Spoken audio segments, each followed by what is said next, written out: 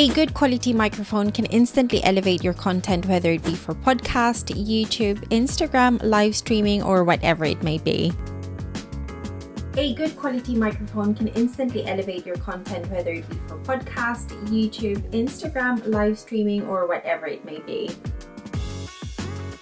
This microphone that I'm using is the Fifine K658 RGB dynamic microphone. This was sent to me to review and I'm definitely impressed with the quality and design of this microphone. And today we are going to explore what it's like using it and some quirks that you would need to know before purchasing. This retails for $109.99 and for that price you will get a manual, a shock mount, the cord which is a Type A to USB-C, a metal threaded ring and an adapter. Of course, the microphone itself and a tripod. This is a plug-and-play microphone which is really convenient, so you wouldn't need to download and install any application. As mentioned, it is USB Type A, so if you're a Mac user just like myself, you will need a USB-C converter. The sound that you're hearing all throughout this video is the audio that came out directly from this microphone without any post-production alterations, which I think sounds really good. Putting it all together is really easy. Put it in the shock mount, set it all up with the tripod that is included, and just plug the USB-C bit directly to the microphone and the USB Type A directly to your machine or your adapter. The RGB lights at the base of the microphone is definitely a nice touch. It is multicolored, however you can't choose a specific color, so bear that in mind. I do like keeping this turned on because I think it looks really cool, and for some reason if you're not a fan of the RGB lights, you can always turn it off with a touch of a button, although I think it looks really nice, especially if you have a moody setup. This is a mute button which will obviously mute you with just a touch of a button, so that feature is really handy to have, especially if you do live streaming. This is a 3.5mm headphone jack that you can use for real-time monitoring, and this would be of great help again if you're live streaming, podcasting, or I guess if you're a singer. This right here is a gain control button which basically acts just like a volume control button. After testing, I find that using it on maximum volume works really well for my setup, and I'm just going to gradually turn it down so that you can hear what it's like.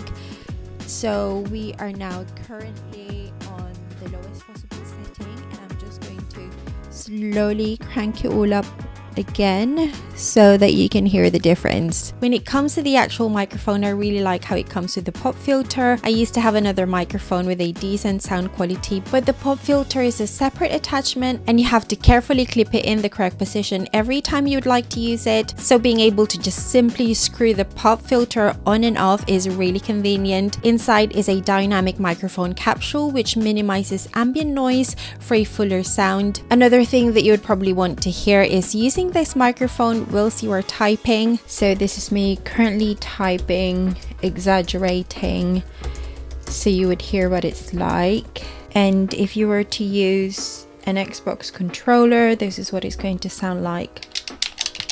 Again, I'm just really exaggerating.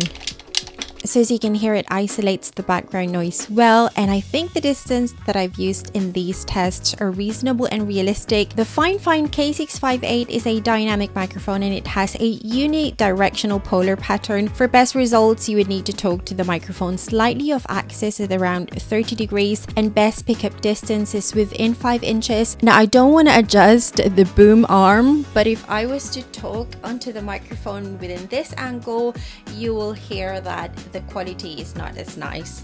There are two nice little details that I appreciate from this microphone. The first one is the Fifine label on the USB. So if you have multiple devices plugged to your computer, it's so easy to spot which is your microphone. And the other one is the attached cable management. It just makes storing so easy. Overall, this microphone is really impressive. I do like the sound quality that it produces. I think it sounds really professional without having to alter it in post. And I can definitely see myself using this for a very long time. The 3.5mm headphone jack is helpful if you're live streaming. I do like the rainbow colored RGB light at the bottom, and I think that adds interest to your setup. Just don't forget to buy an adapter if you're a Mac user just like myself. And another thing to consider is that it doesn't come with a boom arm, so if you would like to use one, you will have to purchase that separately.